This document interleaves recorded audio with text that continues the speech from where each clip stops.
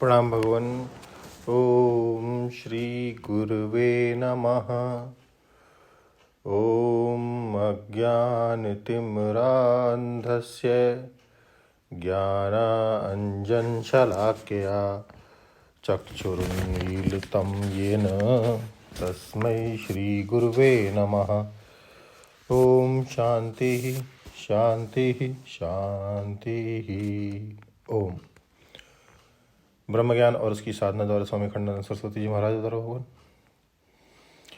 भगवान कुल स्वामी जी ने बताया कि माया का खेल वह होता है जो बिना मैटर के, बिना माँ बाप के, बिना दूसरे के पेट में गए, बिना देश का देश, बिना काल का काल, बिना वस्तु का वस्तु बना दे, सो माया का खेल है। अब स्वामी जी कहते हैं कि तो प्रकृति माने प्रकृष्ट कृति। अब प्रकृति को बता रहे हैं कि प्रकृति माने प्रकृष्ट कृति, प्रकृष्ट रचना। सबसे श्रेष्ठ रचना कौन होगी? आदमी खिलौना बनाता है तो माटी को लेकर बनाता है। एक मनुष्य जब शरीर की रचना करता है तो टाँकी लेकर करता है, हथौड़ा लेकर करता है, वह कूंची लेकर तस्वीर बनाता है। पर ब्रह्मा जी जब तस्वीर बनाते हैं तो कूंची से नहीं बनाते, जीव का कर्म देखकर अपने संकल्प से ही जीव का शरीर बना देते हैं। लेकिन ब्रह्मा जी के लिए कर्म रूप निमित्त चाहिए, पंचभूत रूप मैटर चाहिए, कर्ता जीव चाहिए, और वे अपने संकल्प से बनाते हैं। अब ब्रह्मा से ईश्वर को कुछ तो श्रेष्ठ समझो। ईश्वर कैसे बनता है? ईश्वर कैसे बनाता है? ईश्वर ऐसे बनाता है कि पहले से जीव भी ना हो, पहले से पंचभूत भी ना हो, कर्म संस्कार भी ना हो, और एक सबसे बढ़िया बात यह है कि ईश्वर संकल्प भी ना करे। माया का स्वभाव आपको सुनावे, माया की बात आपको गणित की रीति से बता देते हैं।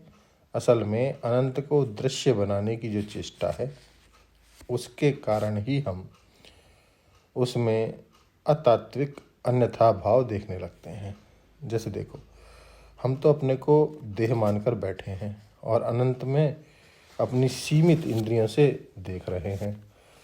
तो एक देखने के अयोग्य पदार्थ को, अनंत को, अद्वितीय को जब हम अपने इंद्रिय से, मन से देखने की कोशिश करते हैं तो उसका नतीजा क्या होता है? जैसे हम अपनी आँख से आकाश को देखने की कोशिश करते हैं तो वह नीला दिखता है, अतात्विक अन्यथा भाव है। यदि हम आँख से समुद्र की गहराई को नापना चाहते हैं तो अतात्विक अन्यथा भाव दिखाई पड़ता है।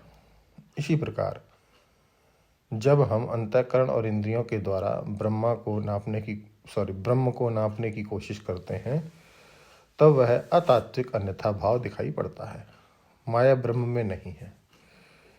यह हम जो देह मानकर मनुष्य बनकर परमात्मा को अपना दृश्य बनाने की कोशिश करते हैं, उस दर्शन के अयोग्य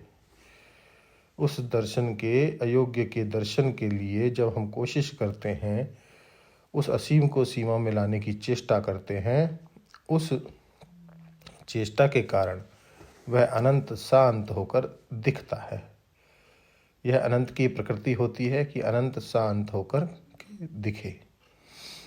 ब्रह्म में माया नहीं है, ब्रह्म दृष्टि से माया नहीं है, माया की कल्पना करनी पड़ती है। जब हम सोचते हैं कि अरे ब्रह्म ऐसे कैसे दिखाई पड़ रहा है, तो उत्तर देते हैं कि मायावी के समान। क्योंकि जब हम मनुष्य होकर के, शरीरधारी होकर के, अंतःकरण वाला होकर के उसको देखने की कोशिश करते हैं तो चेतन जड़ दिखाई पड़ता है, एक अनेक दिखाई पड़ता है, अद्वय सद्वय दिखाई पड़ता है, अनंत शांत दिखाई पड़ता है, अमर मृत्युशील दिखाई पड़ता है, अजन्मा जन्म वाला दिखाई पड़ता है, अपरिवर्तनशील परिवर्तनशील वाला दिखाई पड़ता है। जब इस अंतःकरण को मैं मेरा से मुक्त कर देते हैं, स्वयं इसमें पृथक होते हैं, स्वयं अनंत से एक होते हैं, तो अनंत में न माया है न छाया है, न विद्या है न अविद्या है, न प्रकृति है न पृथक पुरुष है। प्रकृति और पुरुष इन दोनों को ही अनादि समझो। विकार और गुण, इन दोनों को प्रकृति संभव, प्रकृति जन्य समझो। चर्चा को विस्तृत और आगे व्याख्या को लेके चलते भगवान अगले सत्संग में। ओम शांति शांति। ओम प्रणाम।